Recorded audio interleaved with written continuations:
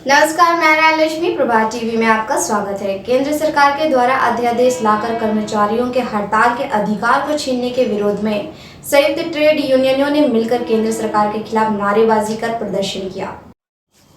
भिलाई के बेरोजगार चौक में शुक्रवार को भिलाई के समस्त ट्रेड यूनियनों ने केंद्र सरकार के द्वारा आयुध निर्माणी बोर्ड के निगमीकरण एवं आयुध उद्योग के कर्मचारियों के हड़ताल के अधिकार पर अध्यादेश के माध्यम से रोक लगाने के विरोध में मशाल जलाकर प्रदर्शन किया। यूनियन के पदाधिकारियों ने केंद्र सरकार पर आरोप लगाते हुए कहा कि केंद्र की भाजपा सरकार मजदूर विरोधी है और भाजपा की सरकार हमेशा भ्रष्टाचार को बढ़ावा देने वाली सरकार है। यूनियन के नेताओं ने एक स्वर में कहा कि केंद्र सरकार अपने निजीकरण अभियान के तहत राष्ट्र की प्रतिरक्षा सेवाओं की आवश्यकता की आपूर्ति करने वाले आयुध निर्माणी बोर्ड को भंग कर इसका निगमीकरण कर दिया है, जो कि निजीकरण की दिशा में पहला कदम है। कर्मचारियों के हड़ताल पर रोक अनुचित है, जिसकी जानकारी ट्रेड यूनियन के पदाधिकारियों ने प्रभात टीवी को इस प्रकार से दी। आज भिलाई में इस बेरोजगार चौक सिटी सेंटर में हमारा मुख्य उद्देश्य था नरेंद्र मोदी को जगाना, क्योंकि नरेंद्र मोदी की सरकार जब भी आई है, बीजेपी की सरकार एक भ्रष्ट और व्यापारिक पार्टी है जिसने पूरे पब्लिक सेक्टर को बेचने का काम कर रही है। उसी के खिलाफ हम लोगों ने आज बेरोजगार चौक में सभी यूनियन ने मिलकर के सिख यूनियन के तत्वाधान में एक मशाल रैली निकालने का यहाँ पे काम किया, जिसे वह जागे और कम से कम पब्लिक सेक्टर में जिस तरीके से बेच रही है उसको बेच करके अपना संगठन में पैसा इकट्ठा करके चुनाव जीतने का जो अभियान वो चला कर रखी है उसे बंद करें। इसी के तहत आज इसी मुद्दों को लेकर पब्लिक सेक्टर मत बेचे, इन्हीं मुद्दों को लेकर के आज हमारे यहाँ पर कार्यक्रम हुआ।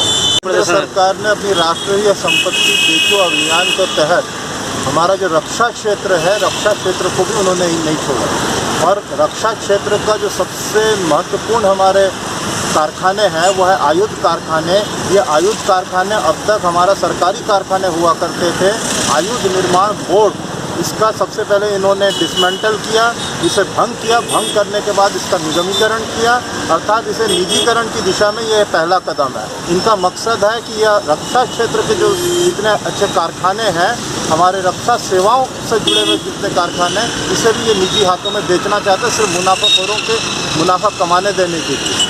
और दूसरी बात जो है, जब इसका विरोध करने लगे वहाँ के कर्मचारी और 26 जुलाई को उनका हड़ताल है, तो उस हड़ताल को दबाने के लिए इन्होंने संसद की अवहेलना करके राष्ट्रपति अध्यादेश के माध्यम से उसके खिलाफ हड़ताल पर रोक लगाने के लिए आवश्यक रक्षा अधिनियम लेकर आ गए हैं, आवश्यक रक्षा अध्यादेश लेकर आ गए हैं, जिसके तहत हड़ताल के ऊपर मैंने लगभग व्यावहारिक रूप से रोक लगा दी गई। राष्ट्रीय 10 ट्रेड यूनियनों ने मिलकर जो निजीकरण, मुख्य रूप से जो आयुध निर्माण की कंपनियां हैं उनको निगम में परिवर्तित करके और देश की सुरक्षा और रक्षा के साथ में जो खिलवाड़ किया जा रहा है उसके विरोध में एवं आयुध निर्माण कंपनियों के लिए एक अध्यादेश जारी कर हड़ताल के अधिकार एवं बहुत सारे ऐसे अधिकार को छीनने का प्रयास किया गया है जो श्रमिक विरोधी है। इसके विरोध में पूरे देश में सभी राष्ट्रीय यूनियनें एवं स्थानीय यूनियनें मिलकर इसका विरोध कर रही हैं। हड़ताल पर रोक लगाने के विरोध में 26 जुलाई को राष्ट्रव्यापी हड़ताल का आह्वान किया गया है।